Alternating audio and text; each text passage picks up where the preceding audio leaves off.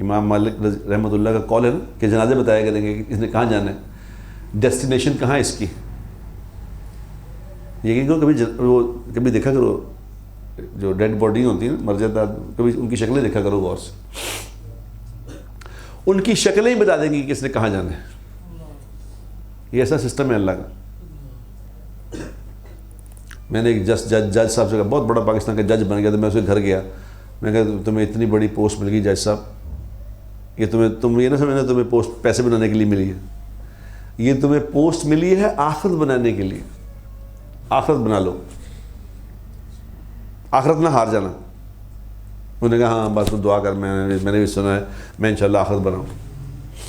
میں پھر 4 مہینے کے بعد گیا، میں کہا دیکھو تیری یہ مجھے گڑبڑ لگ رہی ہے، تو خراب ہو جائے گا، آخرت خراب ہو جائے گی، نہ کریں.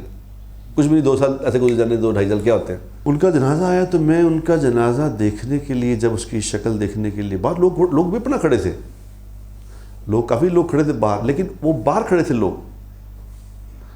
فرض نماز ہو رہی ہے، لوگ باہر کھڑے ہیں. نماز جب ہو گئی تو جنازہ پڑھنے آ گئے. یعنی اس طرح کے جنازے میں لوگ شریک ہوئے. اور جب میں نے ان کا چہرہ دیکھا تو میں چہرہ دیکھ کے میں نے فوراً بند کر دیا. میں نے کہا اللہ رحم فرمائے، اللہ رحم کرے.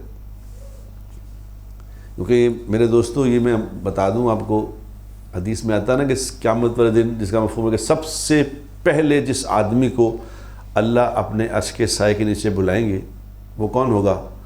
وہ ہوگا جو منصف حاکم، جس کو اللہ نے ایسے جگہ پہ بٹھایا جو انصاف کر سکتا تھا. اگر اس نے انصاف کیا ہے تو سب سے پہلے اس جج کو، اس مجسٹریٹ کو سب سے پہلے بلائیں گے کہ تم میرے عرش کے سائے کے نیچے آ جاؤ.